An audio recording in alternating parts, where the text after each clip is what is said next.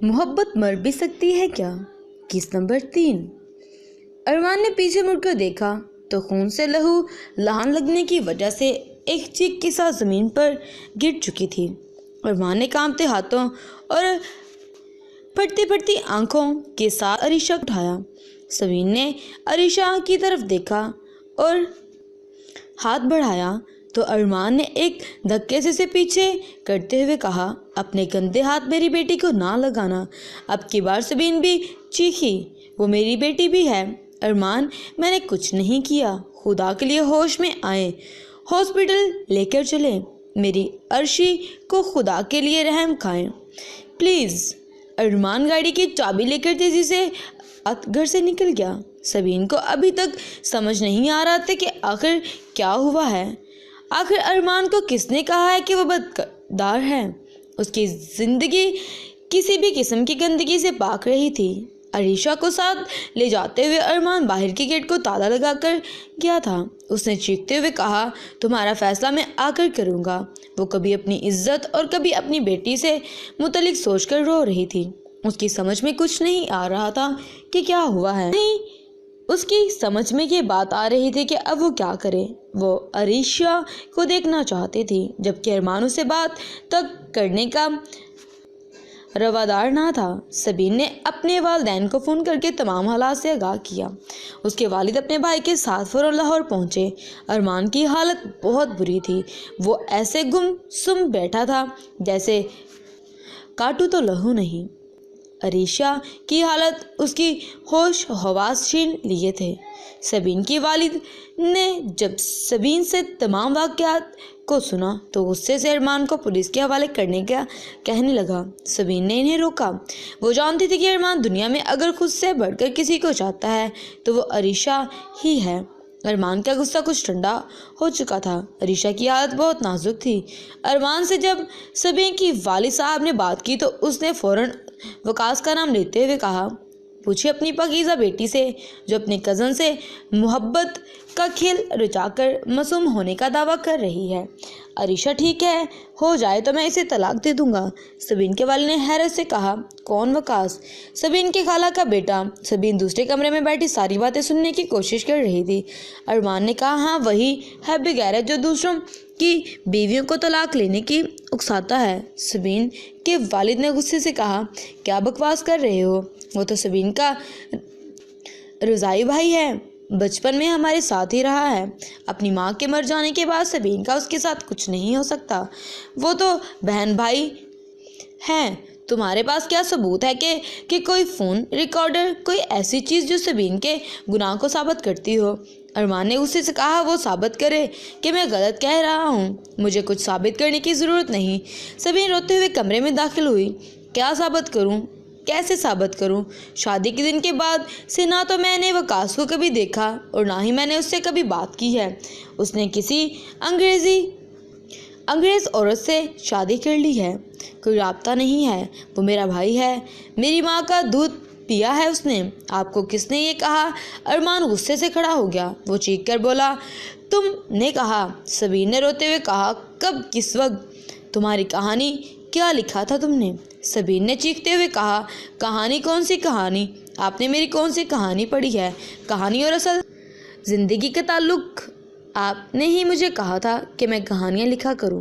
آپ کی اجازت کے بغیر تو میں نے کبھی کچھ بھی نہیں کیا۔ ارمان نے غصے سے کہا، میں کیسے مان لوں تم ٹھیک کہہ رہی ہو؟ سبین نے چیخ کر کہا، نہ مانے، مجھے کچھ ثابت کرنے کی ضرورت نہیں۔ آپ کیا مجھے طلاق دیں گے؟ میں خود ایسے آدمی کے ساتھ نہیں رہوں گی جو دماغی طور پر اپاہج ہو۔ ایک کہانی ہی تو تھی، ایک کہانی کے لیے آپ نے یہ سب کیا۔ اس طرح تو میں ایک آدمی کی کہانی بھی لکھی ہے جس کا کردار آپ جیسا ہے، جو کہانی میں اپنی بیوی کو دھوکہ دیتا ہے۔ وہ پڑھنے کے بعد آپ سمجھتے ہیں کہ میں آپ کو دھوکہ دینے والی سمجھتی ہوں۔ کہانیاں تو یوں ہی لکھی جاتی ہیں۔ اتنے سال میں نے آپ کے ساتھ برباد کر ڈالے، میرے اللہ! وہ روتے روتے غش کھا کر گر گئی۔ سبین کے والد نے حیرت سے ارمان کی طرف دیکھا۔ تم کہانی کے کردار کو بنیاد بنا کر میری بیٹی کو؟ انہوں نے چیخ کر کہا، سبین جو فیصلہ کرے گی مجھے منظور ہوگا۔ میری بیٹی میرا غرور ہے، مجھے اس پر پہلے اتنا تو سوچنے कल क़यामत के दिन रब को क्या जवाब दोगे? अरमान शीश पिंच की कैफियत में सबीन और उसके वालिद को देख रहा था कि उसके फ़ोन की घंटी बजी। मोमिना का नाम स्क्रीन पर नज़र आ रहा था। अरमान ने कॉल कट कर दी। सबीन के वालिद ने उसे पानी दे रहा था। वो दूसरे कमरे में चला गया। उसने सबीन का मोबाइल चेक किया। उसमें वकास नाम के किसी फ़र्द का नंबर मौजूद नहीं था। वो सर पकड़कर बिस्तर पर बैठ गया। हॉस्पिटल से उसकी दोस्त अलियान की कॉल आई। वो बाहर जाने लगा तो उसने मुड़कर देखा। सबीन रोते हुए कह रही थी, मैं अरमान को कभी माफ़ नहीं करूँगी। इन तमाम सालों में मैंने उनके मुंह से अपनी तारीफ़ कभी नहीं सुनी। मेरी ख्वाहिश थी कि वो मुझ पर फ़ख्र करे कि मैं उनकी बीवी हूँ। उन्होंने मुझे मेरी नज़र में गिरा दिया। इतने सालों में वो मुझे इतना भी नहीं जान पाए। वो अपने अब्बू से लिपट कर फूट फूट कर रो रही थी। अरमान चोरों की तरह दरवाजे पर खड़ा था। उसने अपने आप से कहा, क्या यह गलतफहमी थी?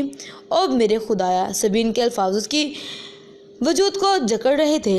इस दिन से पहले मैं मर क्यों नहीं गई अब्बू? काश मैं औरत ना होती, काश मैं होती ही ना। काश सबीन के अल्फाज उसके कानों में गूंज रहे थे। उसका सर दर्द से फट रहा था। सबीन की तो ऐसी कोई दोस्त नहीं थी जिसे अमारा की थी। वकास तो दूसरे मुल्क होता है और सबीन के पास तो उसका नंबर ही नहीं। वो उसका रज़ाई भाई भी है। मुमकिन है कि सबीन सच्ची हो। मुझे सबीन से पूछना चाहिए था। तहकीक करने बगैर रद्द अमल ज़ाहिर करना चाहिए था। उसे फ़ौरन अपने दोस्त जावेद का ख्याल आया, जो मोबाइल सर्विस से ही मुंसलिक था। सबीन के मोबाइल की सारी डिटेल निकलवाता हुआ दूध का दूध और पानी का पानी सब सामने आ जाएगा, उसने अपने आप से कहा और हॉस्पिटल पहुंच गया। अरीशा के सर पर गहरी चोट का जिम्मेदार मैं हूं। वो इसको मासूम चेहरा देख रहा था। अरमान उसे देखकर फूट फूट कर रो रहा था। कुछ घंटों में जावेद ने सबीन के मोबाइल का मुकम्मल रिकॉर्ड अरमान को भेज दिया। अरमान को समझ नहीं आ रही थी कि वो खुश हो कि उसकी बीवी बेगुनाह है या अपने किए पर रोए। सबीन हॉस्पिटल में आ चुकी थी। अरमान उसके पास आकर खड़ा हुआ तो वो वहाँ से दूर जाकर खड़ी हो गई। अरमान ने होंठों पर जुबान फेरते हुए उससे अफसरगी से कहा, सबीन जो हुआ बस एक गलतफहमी थी, उसे जाने दो। सबीन ने गुस्से से अरमान की तरफ देखा और कुछ कहे बगैर दूसरी तरफ चली गई। अरीशा को होश आ चुका था। अरमान और सबीन दोनों ही उसके पास खड़े थे। सबीन ने रोते हुए कहा, अल्लाह तेरा शुक्र है। अरीशा ने अरमान और अरीशा की तरफ देखकर कहा, मामा पापा आप क्यों लड़ रहे थे? लड़ना अच्छी बात नहीं होती ना। सबीन ने आंसू साफ करते हुए कहा, हाँ बेटा अब कोई लड़ाई नहीं होगी, मैं आपको लेकर बहुत दूर चली जाऊँगी। अरमान चाहते हुए भी कुछ ना बोल सका। Thanks for watching this moral video. अगर अरमान और सभी की स्टोरी आपको पसंद आ रही है तो इसके 4th पार्ट का इंतज़ार करें और इस पार्ट को ज़्यादा से ज़्यादा प्यार दें ताकि मुझे पता चले ये स्टोरी आपको बहुत पसंद आ रही है। Thanks for